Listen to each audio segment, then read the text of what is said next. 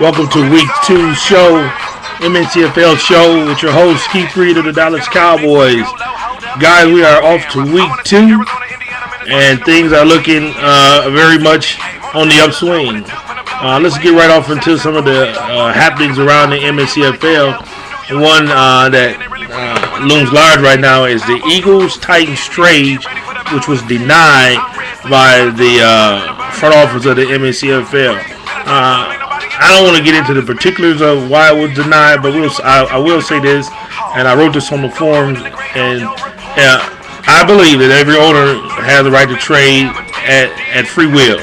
But when it appears that one team is going to not benefit as much as the other, it becomes important that the league maintain the integrity of the league, and so that trade was denied. My biggest gripe was I think it just needed to be reworked. I think you guys should come up with something that the league will be able to accept. But that deal, as it was not accepted and will not be accepted.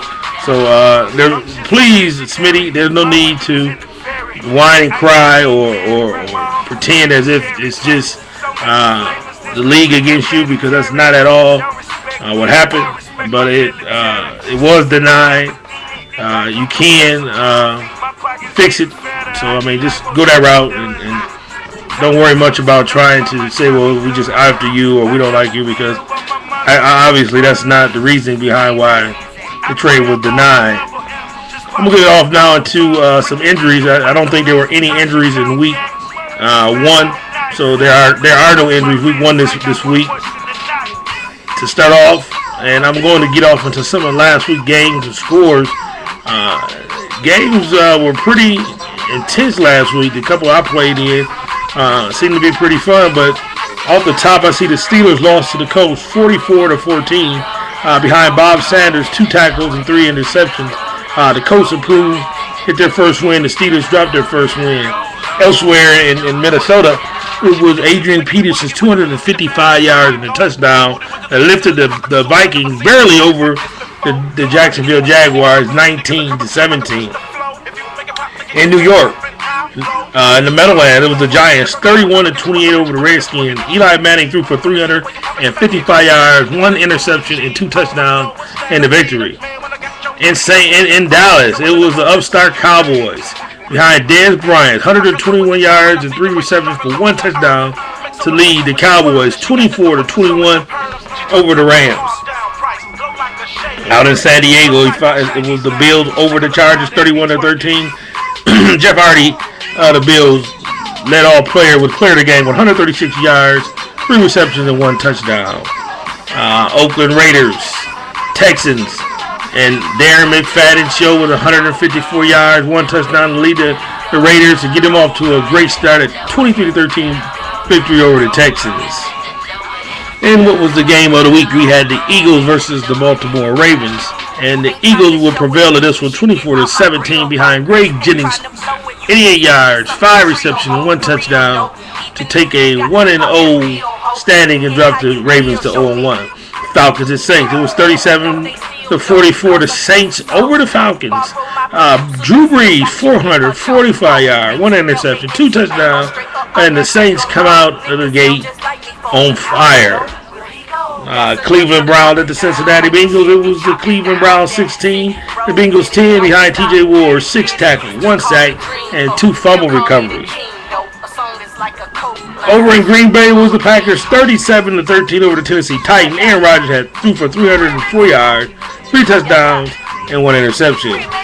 The San Francisco 49 over the Seattle Seahawks. Frank Gore rushed for 133 yards and a touchdown in this win. Tampa Bay Buccaneers over the Detroit Lions, which was a shock to me. I thought the Lions were going to be the team in the NFC this year. It was 23-13. Carnell Williams, 140 rushing yards, 1 touchdown to lead the Bucs over the Lions. In Arizona, it was the Miami Dolphins, 35-25 over the Arizona Cardinals. Chad Henne threw for 288 yards and 5 touchdowns. Go Blue in that one. The Carolina Panthers and the Chicago Bears in the barn burner, and it was the Panthers 17-16 over the Bears. John Beeson had 12 tackles and 1 sack to lead the Panthers in this one. Out in the Mile High area, it was the Denver Broncos 44, the New York Jets 17. Champ Bailey 7 tackles, 2 interceptions to lead the Broncos. And finally, the last game of the week was the Kansas City Chiefs hosting the New England Patriots, and it was Kansas City 33-7. Eric Berry was the player of the game with that one, 7 tackles and 1 interception. We've already started week 2, and I was going to give some of my predictions for this week. Early on, some games have already been played. The Lions bounced back and beat the the Houston Texans to improve to 1-1 on the season. It was Javid Best, 92 rushing yards and 2 touchdowns that the Lions in week 2 defeat the Texans 34-31. In Dallas, a blowout. Tony Romo, 228 yards, 3 touchdowns, as the Cowboys spanked the Steelers 44-6 and improved to 2-0 on the season.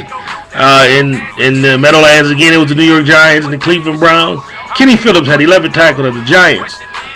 Maintained a perfect record and beat the Browns 16-13. And finally, in Seattle, it was the Buffalo Bills. Behind Paul Pelissky, 11 tackles, 1 sack. They blow out the home team Seahawks 50-23 to prove to 2-0. Some of the other games that are still left to be played, and I'll give some predictions here. You got the Ravens at the Jaguars. Nerf is going to sub in at the Jaguars. I go with the Ravens. They need to bounce back. The Jaguars team still needs some work.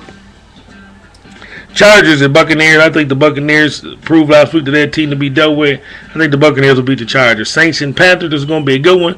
I'm going to just nod off to the Panthers, though. I think they'll get the Saints. Hopefully Fabio can get back and get his CPU back in the shop, or he actually may need a new one at this point. Packers and Bears is going to be a barn burner. Oh, I don't know. I think Manlaws may have something going down there in Green Bay. I'm going to go with the Packers. Redskins and Rams. I'll take the Rams in this one. Vikings and Falcons. Ooh, I'm going to go with the Falcons. I think the young quarterback Ryan Mallett in Minnesota is not yet ready. I'm going to go with the Falcons in this one. Indianapolis Colts, Tennessee Titans. I'm going to take Coach Love and the Colts. New York Jets and San Francisco 49ers. Jets need a win, but I just don't see them getting it. I'm going to go with the San Francisco 49ers in this one. The New England Patriots and the Oakland Raiders. I like the Raiders in this one. They got a solid team, a solid coach. I'm going to get the Raiders a nod in this one. Cincinnati and Miami. Oh, I don't know. Jeremy didn't play his week 1 game. He don't know what his team is like. I'm going to have to go with the Gamer in this one and the Dolphins over the Bengals. Chiefs and Broncos, always a classic. Tony versus Keith. I'm about to go with the Chiefs in this one. They went to the Super Bowl last year. I just think they're the team to beat in the AFC right now. I'm going to have to go with the Chiefs until they lose. And finally, the Eagles at the Cardinals. Smitty versus T-Rex. Oh, boy. I think I'm going to get T-Rex in the eye this one. I think the Eagles are pretty predictable. The game hasn't changed much. I'm going to go with the Cardinals in this one. All right, guys. There's pretty much not much else that I need to speak on. Please get those games scheduled in a timely fashion so your opponent doesn't have to wait a very long time. Just make sure we get the game scheduled. Other than that, thank you, and good luck this week in week 2.